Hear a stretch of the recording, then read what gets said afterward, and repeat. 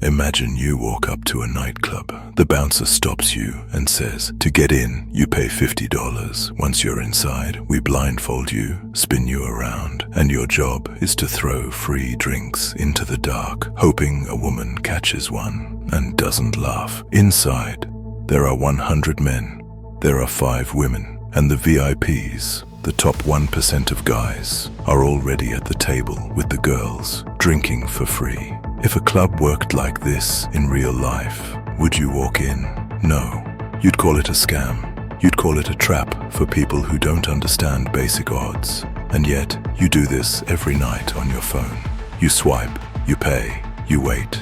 You think you're looking for love from a cold, praxeological perspective.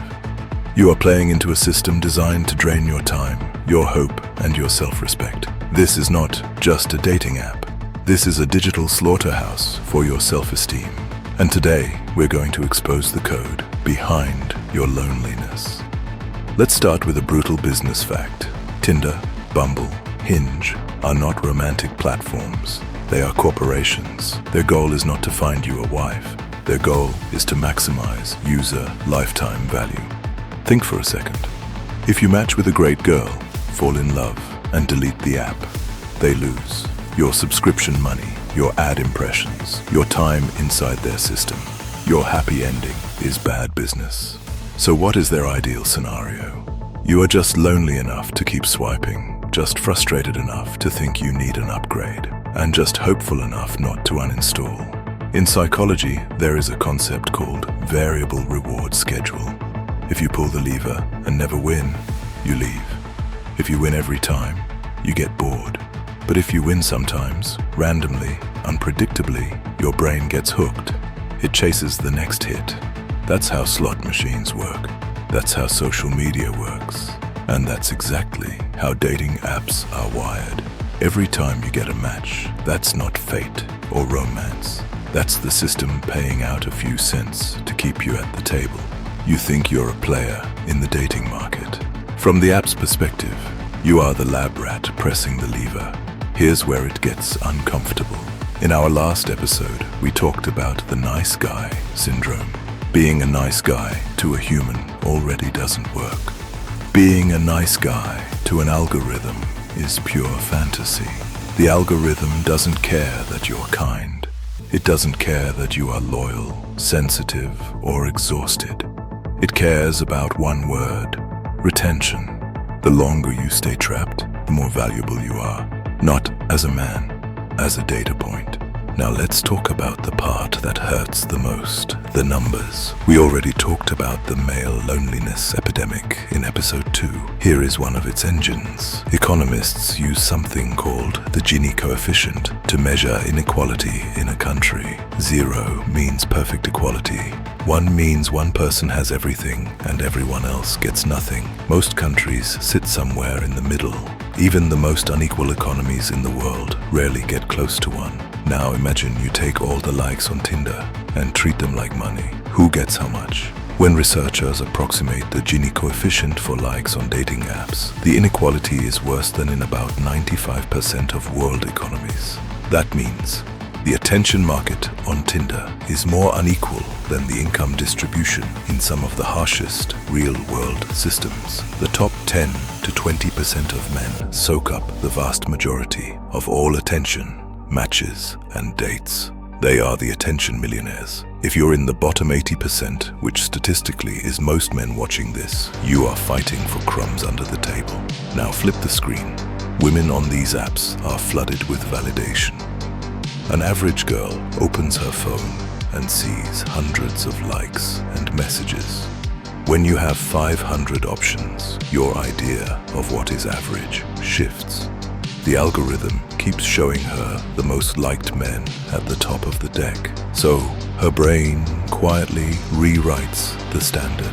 Result: to the system, an average man is almost invisible. You're not seen as bad. You are simply not seen at all. You become statistical noise. And here is the critical mistake most men make. They treat an algorithmic pattern as a personal verdict. You open the app, you get nothing, and your brain whispers, "I'm ugly, I'm worthless, Something is wrong with me. Stop, that's a calculation error. You are trying to sell water standing next to a river. The supply is insane. The demand is saturated. It's not that the product is trash. It's that you are trying to sell it in the worst possible market, on the worst possible terms.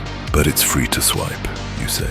No, it's not. You're paying with the most valuable currency you have as a man, your confidence and your focus. Every time you swipe right and nothing happens, your subconscious records a small loss. Every time you send a message and get left unseen, your inner status drops one more notch. Swipe by swipe, you're training your nervous system to expect rejection before you even try. This builds a feedback loop of quiet desperation, and desperation is not neutral.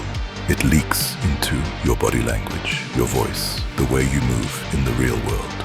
People can feel it. Women can feel it. The world can feel it. If you spend 10 hours a week scrolling through women who will never meet you, you are not being proactive. You are training yourself to be a spectator in your own life. You are donating your attention for free to women who don't even know you exist. That is not romantic effort. That is a bad investment.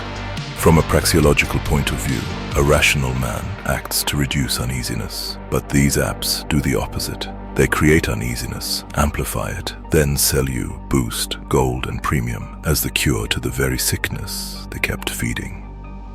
Here's where it gets expensive. You don't just lose time, you lose belief. And once a man no longer believes in himself, every other area of his life starts to follow. So what's the move? Do we sit online and complain? Do we blame women for using a system that was built to flatter them? No, that is weakness. We don't hate the players, we study the rules, and then we choose a different game. I am not telling you to give up on women. I am telling you to change the battlefield.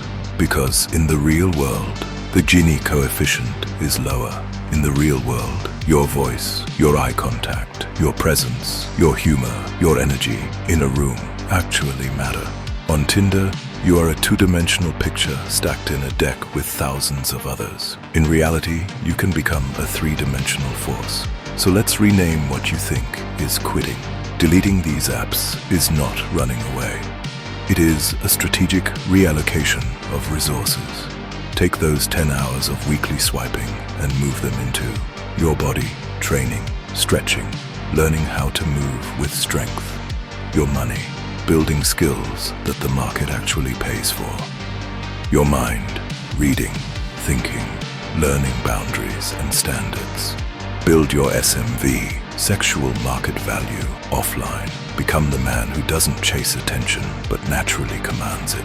The man who doesn't beg to be picked, because his life is already heavy with purpose. Here is your challenge for this week. Open your phone, look at your screen time, check how many hours you donated to the algorithm. Then ask yourself one brutal question. Did this investment pay off? If the honest answer is no, you know what to do. Close the casino. Stop feeding the beast that starves you. In the next episode, we're going to dissect the biggest lie ever sold to men.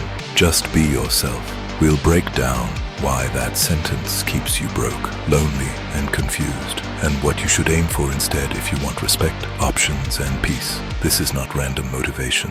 This is a system. We are moving you from nice guy to a man who can set boundaries, carry weight, and walk away from rigged games without crying about them. Hit subscribe. Turn on the notification bell. Stop swiping. Start building. This is brutal self-mastery.